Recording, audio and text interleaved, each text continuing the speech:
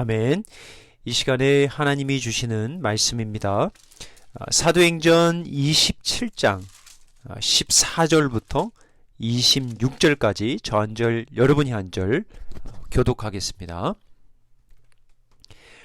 얼마 안 되어 섬 가운데로부터 유라굴로라는 광풍이 크게 일어나니 배가 밀려 바람을 맞추어 갈 수 없어 가는 대로 두고 쫓겨 가다가 가우다라는 작은 섬 아래로 지나 간신히 거루를 잡아 끌어올리고 줄을 가지고 선체를 둘러 감고 스르디스에 걸릴까 두려워하여 연장을 내리고 그냥 쫓겨 가더니 우리가 풍랑으로 심히 애쓰다가 이튿날 사공들이 짐을 바다에 풀어버리고 사흘째 되는 날에 배의 기구를 그들의 손으로 내버리니라. 여러 날 동안 해도 별도 보이지 아니하고 큰 풍랑이 그대로 있음에 구원의 여망마저 없어졌더라. 여러 사람이 오래 먹지 못하였음에 바울이 가운데 서서 말하되 여러분이여 내 말을 듣고 글에 대해서 떠나지 아니하여 이 타격과 손상을 면하였더라면 좋을 뻔하였느니라. 내가 너희를 권하노니 이제는 안심하라. 너희 중 아무도 생명에는 아무런 손상이 없겠고 오직 배뿐이라. 내가 속한 바 곧 내가 섬기는 하나님의 사자가 어젯밤에 내 곁에 서서 말하되 바울아 두려워하지 말라. 내가 가이사 앞에 서야 하겠고 또 하나님께서 너와 함께 항해하는 자를 다 내게 주셨다 하였으니 그러므로 여러분이여 안심하라. 나는 내게 말씀하신 그대로 되리라고 하나님을 믿노라. 같이 읽겠습니다. 그런즉 우리가 반드시 한 섬에 걸리리라 하더라. 아멘. 오늘도 하나님께서 저희들에게 주시는 말씀을 통해서 다시 한번 우리의 영혼이 주님께 드려지고 하나님은 크신 영광 받으시기를 그런 은혜를 간구합니다. 사도 바울은 이제 드디어 로마로 갈 수 있었습니다. 하지만 이번 4차 선교 여정도 준비하는 과정, 여러 변증과 재판과 목숨의 위험과 이러한 준비 과정만큼 그리 쉽지는 않았습니다. 출항한 지 얼마 되지 않아서 바다에서 광풍을 맞이한 것이죠. 오늘 본문 13절, 14절 한번 같이 읽겠습니다. 남풍이 순하게 불매 그들이 뜻을 이룬 줄 알고 닷을 감아 그레데 해변을 끼고 항해하더니 얼마 안 되어 섬 가운데로부터 유라굴로라는 광풍이 크게 일어나니 그레데 섬의 미항이라는 곳에 머물렀던 이 배가 이제 베닉스라는 60km 정도, 한 70km 떨어진 베닉스를 향해 가던 중인 것으로 우리가 추측할 수 있는데요. 떠나가기 전에 사도 바울은 선장과 선주와 자기를 호송하는 백부장들에게 경고했었죠. 여러 가지로 항해하기 위태한 절기라는 것입니다. 자기가 보기에 이번 항해가 화물과 배만뿐만 아니라 우리의 생명에도 여러 가지 타격과 많은 손해를 끼칠 것이라고 이미 경고했었습니다. 하지만 백부장은 바울의 말보다는 선장과 선주의 말을 믿고 출항을 결심합니다. 아마도 겨울이 오기 전에 서둘러 로마로 가려고 했던 것 같습니다. 결국에는 바울이 예상했던 것처럼 큰 어려움을 겪게 됩니다. 광풍이 크게 일어난 것이죠. 배가 바람에 맞추어 더 이상 갈 수가 없었습니다. 사람의 힘으로 배의 방향을 잡을 수 없었습니다. 이제 거의 통제불능한 상태로 변한 것이죠. 이러한 갑작스러운 위기를 만난 선원들은 이제 응급조치를 취합니다. 16절, 17절입니다. 첫 번째 응급조치는 일종의 구명보트를 안전하게 갑판 위로 올리는 것이었습니다. 보세요. 가우다라는 작은 섬 아래로 지나 간신히 거루를 잡아 끌어올리고 줄을 가지고 선체를 둘러 감고 스르디스에 걸릴까 두려워하여 연장을 내리고 그냥 쫓겨가더니 남쪽으로 이동하는 중에 거센 폭풍에서 잠시 보호를 받았던 것으로 보입니다. 이때 선원들이 첫 번째 했던 이 응급조치 이 행동은 거루를 잡아 끌어올리는 일이었습니다. 이 거루란 것은 그 구명 보트를 말하는 것인데요. 뭐 지금도 그렇지만 고대 항해 중에서 없어서는 안 되는 것이었습니다. 그런데 이런 구명 보트가 이제 광풍으로 인해서 뭐 높은 파도와 바람을 통해서 이제 그 선체인 배에 부딪혀서 파선할 위기에 있었던 거죠. 그래서 결국 이 구명보트인 거루를 배 갑판 위로 끌어올렸던 것입니다. 두 번째로 내린 비상조치는 줄을 가지고 선체를 둘러 감았습니다. 그 선체가 강한 바람과 파도의 힘에 파손되지 않도록 하기 위함이었죠. 그러니까 그 한 276명 정도 탄 배니까 그리 적지 않은 배인데 요거를 한번 가로로 생각하시면 선체를 이렇게 둘러 감았던 것이죠. 그 17절을 다시 한번 보시면 그 스르디스에 걸릴까 두려워하여 연장을 내렸다라고 합니다.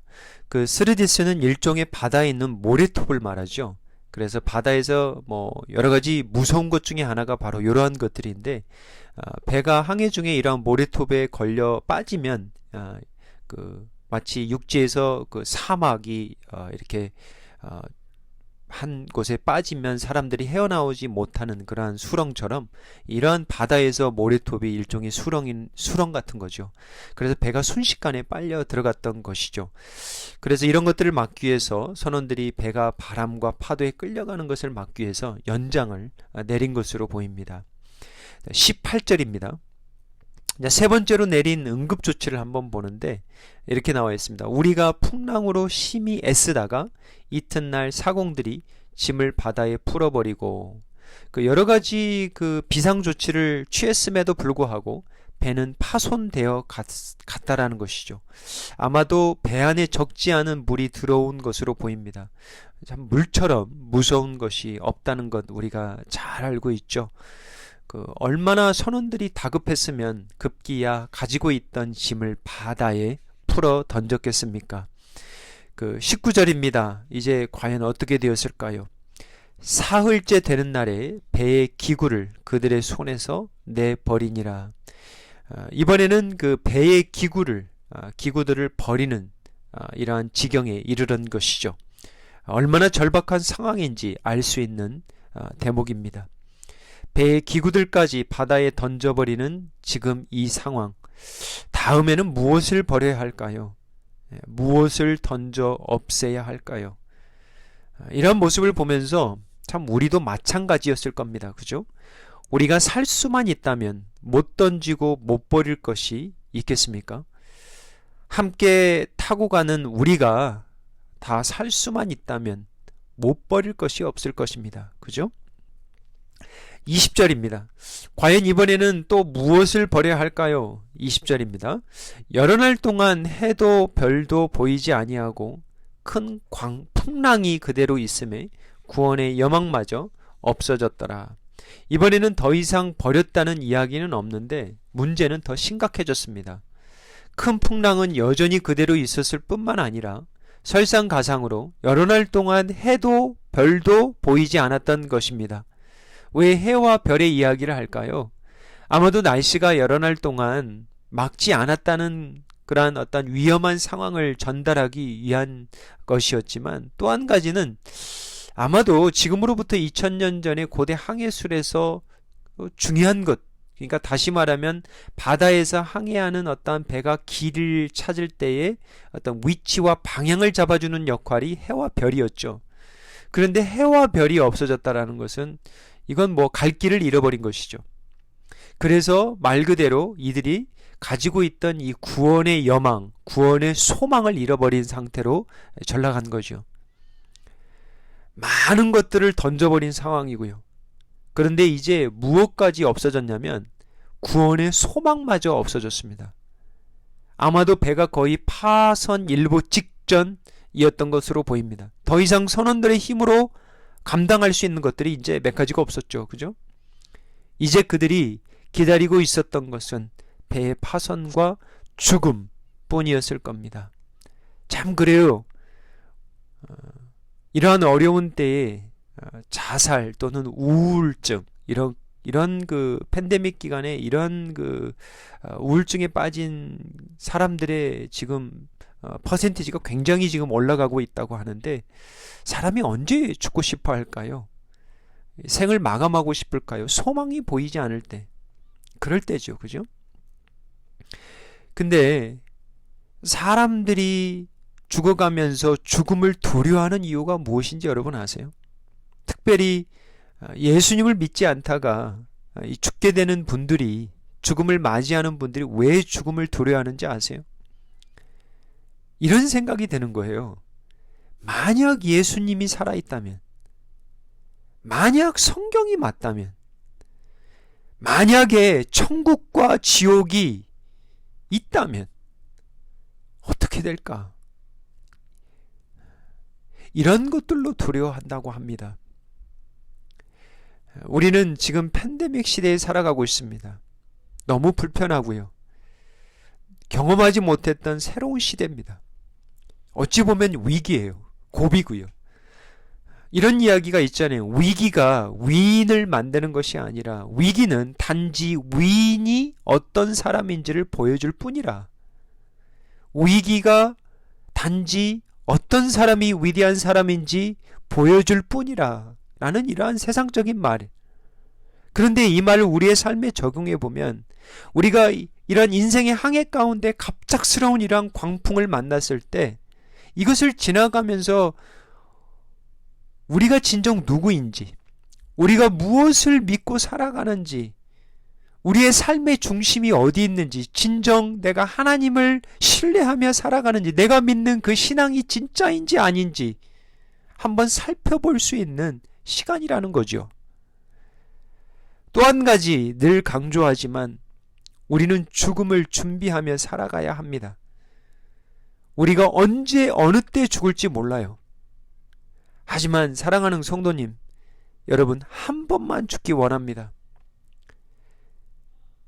심장이 멈추는 죽음. 우리의 육신은 창조의 질서처럼 흙으로 돌아가는 이러한 죽음. 하지만 우리의 영혼은 하나님께 돌아가기 원합니다. 한 번 죽고 두 번 죽지 않는 은혜를 간구합니다. 대신 사는 것은 영원히 사는 은혜를 간구합니다. 이 땅에 잠시 살다가 천국으로 이사가서 영원히 살아가는 은혜를 간구합니다. 21절입니다. 구원의 소망마저 없어진 이러한 비참한 상황 가운데에서 이제 사도 바울의 모습을 보아야 되겠죠. 사도 바울은 과연 어떻게 했을까? 21절 말씀입니다. 여러 사람이 오래 먹지 못하였음에 바울이 가운데 서서 말하되, 여러분이여 내 말을 듣고 글에 대해서 떠나지 아니하여 이 타격과 손상을 면하였더라면 좋을 뻔하였느니라. 사도 바울은 먼저 자신이 그 전에 권고했던 말을 들었어야 했음을 상기시킵니다. 그 전에 떠나지 않는 것이 좋았다라고 얘기를 했지 않습니까? 항해하기에 위태롭다고 말하지 않았습니까? 그때 당신들이 들었어야 마땅했는데 듣지 않았음에 이러한 어려움을 겪고 있지 않습니까? 라는 말투죠. 그때 떠나지 아니하여 이 타격과 손상을 면하였더라면 좋을 뻔하였으리라. 무리한 항해로 결국 배가 파손 직전까지 이르게 되었다라는 것이죠. 참 그렇습니다. 우리가 어떤 일을 하다가 때로는 무리할 때가 있어요. 욕심이 들잖아요. 이거 꼭 될 것 같은데, 이때가 꼭 맞는 것 같은데, 근데 주위에서 이렇게 경고하고 권고하고 권면하죠. 그런데 때로는 저도 그렇지만 많은 사람들이 심지어 믿는 사람들이 주위에서 아무리 말을 해도 그런 말들이 들리지 않을 때가 있어요. 그때가 참 위험한 때입니다. 내가 옳다는 것이죠.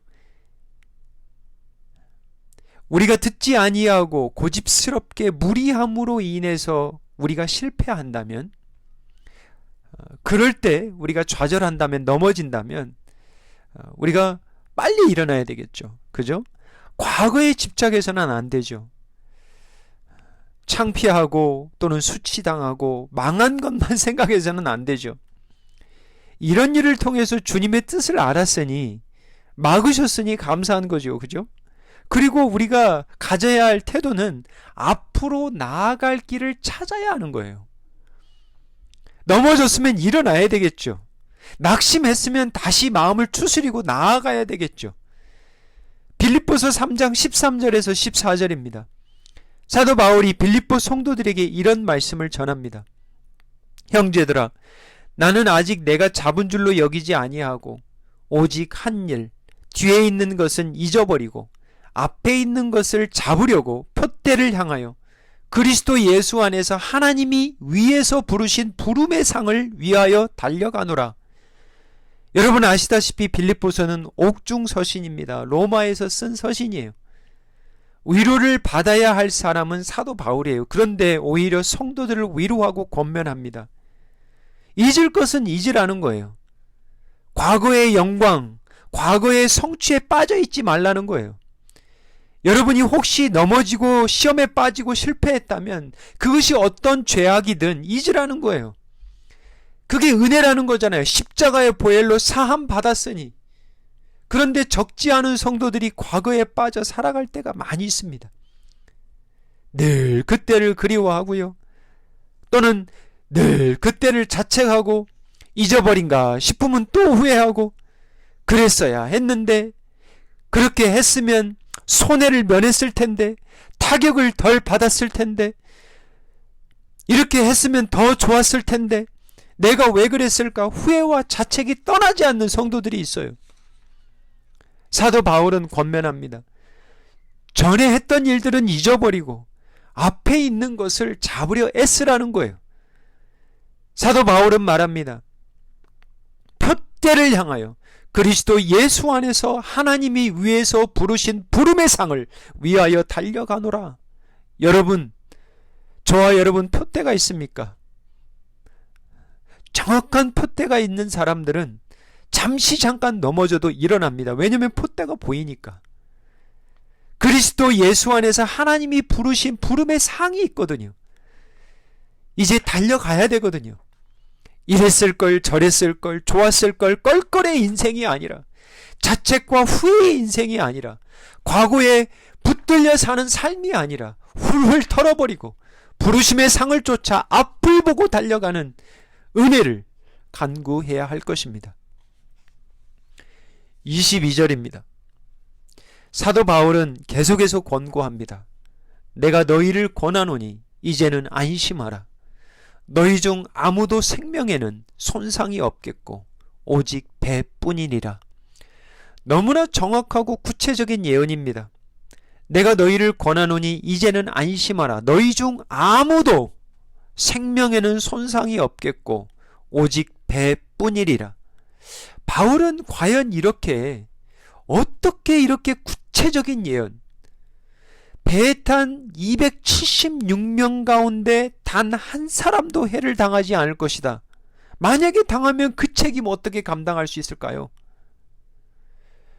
그래서 여러분, 예언은 아무나 하는 것이 아닙니다. 현재 지금 어떠한 상황이에요?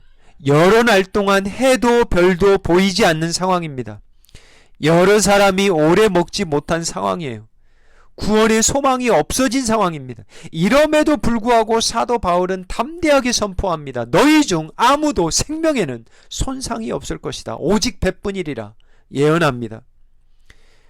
말세에 저희들 조심해야 될 것이 있습니다. 거짓 예언자들입니다. 예언의 은사가 있다고 예언하시는 분들 조심하시기 바랍니다. 지금의 시대와 성경의 그 직접 계시의 시대와는 같으면서도 다르죠. 그죠? 그때는 직통 계시가 필요했습니다. 왜요? 성경 66권이 쓰여지고 있었던 특별 계시의 시대입니다. 당연히 예언이 많이 필요했죠. 지금은 어떻습니까? 성경 66권이 이미 있습니다. 예언하는 자들 예언 10개를 예언하면 10개 모두가 맞아야 되고요. 100개를 예언하면 100개가 맞아야 됩니다. 하지만 그렇지 않아요. 거의 대부분 많은 경우 거의 사기입니다. 예언하는 분들 조심하시기 바랍니다. 말세에 말이죠. 사람의 심리가 예언을 쫓게 되어 있습니다. 기적 쫓게 되어 있고요.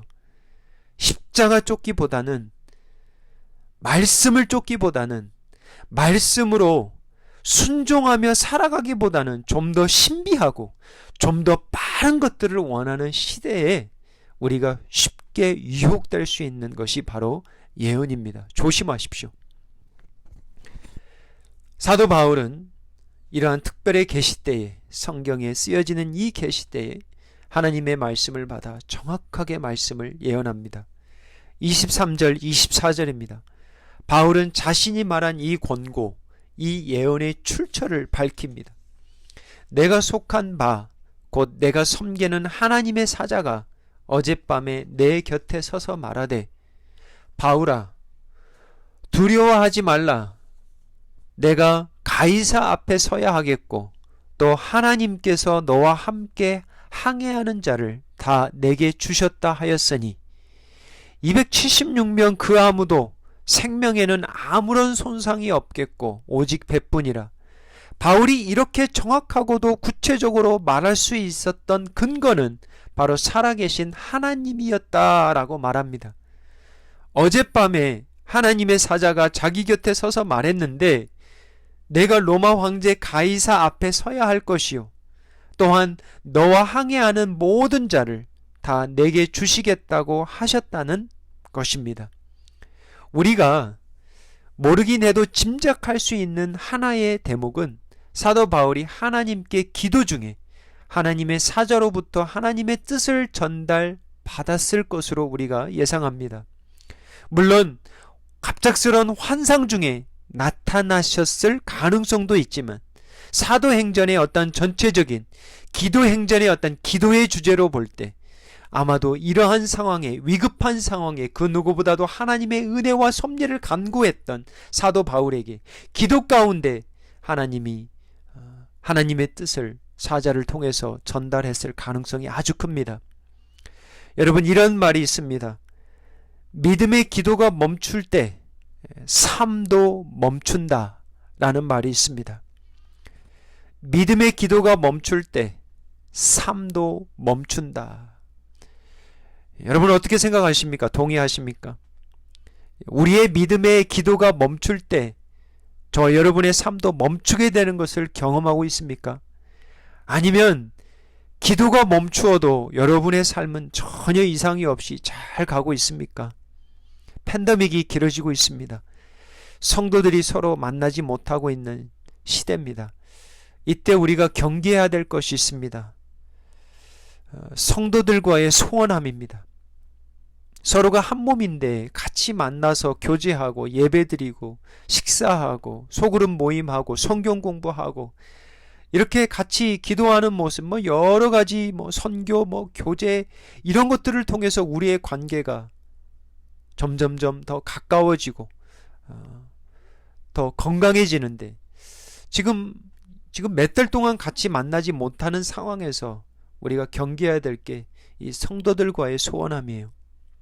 그래서 오늘 공지드린 것처럼 특별히 이 9월은 주은의 성도들 위해서 기도하기 원합니다. 하루에 한 성도 위해 기도하는 것 그리 어렵지 않을 것입니다. 하지만 이런 일 저런 일로 여전히 바쁘고요. 깨어있지 아니하면 기도하는 것 잊고 지나갈 것이 분명합니다. 사랑하는 성도님 여러분, 교회의 사이즈는 기도의 사이즈라는 말이 있습니다. 서로를 위한 기도가 절실히 필요할 때입니다.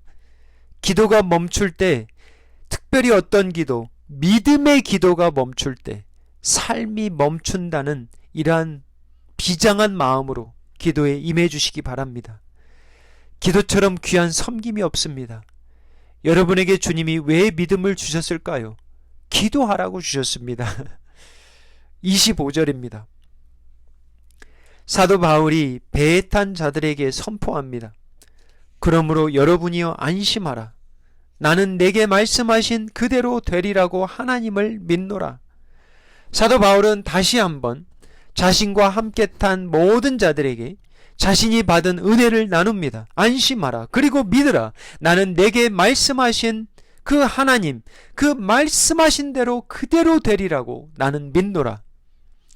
지난번 출발할 때 당신들이 믿지 않았다면, 그때 내 경고와 권고를 믿지 않았다면 이번에는 믿으라. 내게 말씀하신 하나님이 말씀대로 너희를 구하시리라. 결국 한 가지 우리가 바울의 삶에서 발견할 수 있는 것, 때를 얻든지 못 얻든지 늘 살아계신 하나님을 증거하는 삶이었습니다. 배에 탄 276명에는 예수님을 믿지 않는 자들이 많았을 겁니다. 알렉산드리아 배, 이집트, 애굽, 알렉산드리아에서 출발했던 이러한 곳에서 살아가며 얼마나 많은 애굽의 신들을 어릴 때부터 믿고 자랐겠습니까? 선원으로서 자연스럽게 여러 그 미신들, 바다의 신, 해의 신, 별의 신, 이러한 많은 자연의 신들을 의지하고 살았을 겁니다. 모르긴 몰라도 이탈리아 로마로 떠날 때, 출항할 때 나름 그들이 믿는 신들 앞에 찾아가 예배 드렸을 겁니다. 지난주 신문 기사 내용입니다. 미국 성인 3,002명에게 물었다고 합니다. 이 가운데 복음주의 교인, 그러니까 성도들이죠. 630명이 포함되어 있었습니다. 3,002명에. 그런데 44%, 무려 절반가량이 예수님도 인간의 몸으로 이 땅에 왔기 때문에 다른 인간처럼 죄를 지었다고 믿었다고 합니다. 그렇게 생각한다고 합니다. 그리고 52%는 예수님은 하나님이 아니라 위대한 교사, 위대한 선생이라고 믿고 있다라는 것이죠. 이게 미국의 실상이라는 거예요. 630명의 복음주의 기독교인들 가운데에서 무려 30%가 예수님은 하나님이 아니라는 데 동의했습니다. 여러분, 놀라운 수치 아니에요? 600여 명 가운데 30%가,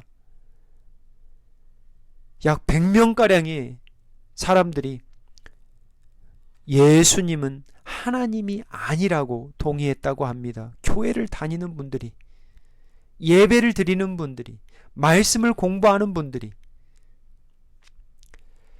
전도와 선교의 대상은 교회 밖에 있는 분들만이 아닙니다, 여러분.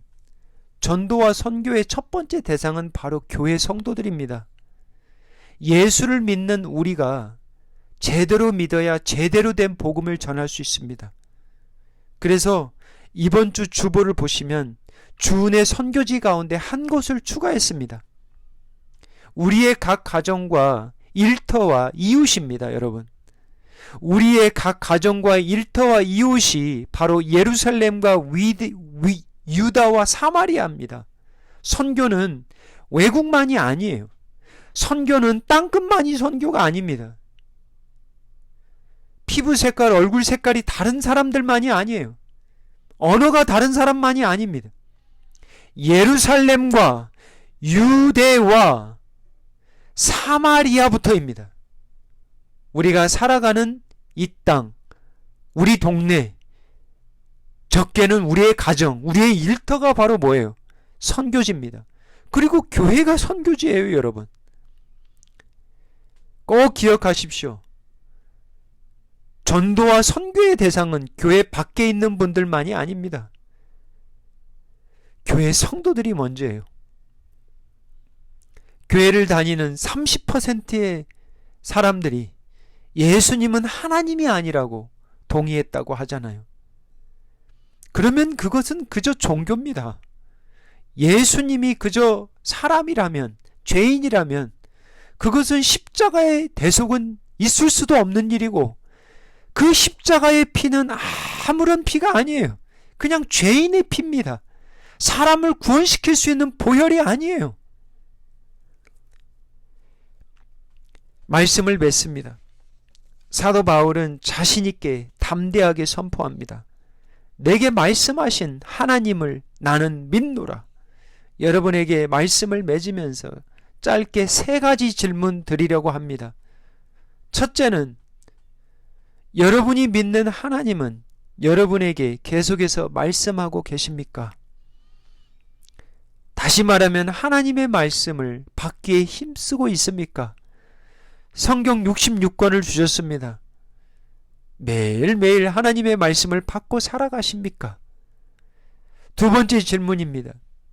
여러분이 믿는 믿음의 대상은 무엇입니까? 정말 내가 믿는 분이 주님 맞습니까? 성삼위 하나님 맞습니까? 마지막 질문입니다. 지금 이 팬데믹 기간이 전혀 전에 경험치 못한 어떠한 인생의 광풍으로 비교한다면 이때 우리가 버려야 할 것은 무엇일까요? 버려야 살 수 있다면 무엇을 버려야 할까요? 우리의 죄악, 우리의 완악, 우리의 교만, 우리의 우상들이 아닐까요? 대신 붙들어야 할 것은 무엇일까요? 버릴 건 버리되 우리가 더욱더 붙들어야 살 수 있다면 무엇을 붙들어야 할까요? 자책과 후회와 의심은 버려야 할 것입니다. 하지만 말씀과 믿음은 더욱더 붙들어야 할 것입니다. 마지막까지 버리지 말고 붙들어야 할 것, 지켜야 할 것은 바로 믿노라 라는 믿음입니다. 나는 믿노라. 나는 믿습니다. 나는 믿겠습니다. 나는 말씀대로 순종하겠습니다. 말씀을 순종할 때 역사함을 믿습니다. 나를 믿는 것이 아니라 내가 믿는 우리 주 예수님을 믿는 믿음으로 살겠습니다. 나의 주님은 늘 선하시며 나의 주님은 늘 나와 함께 하심을 믿습니다.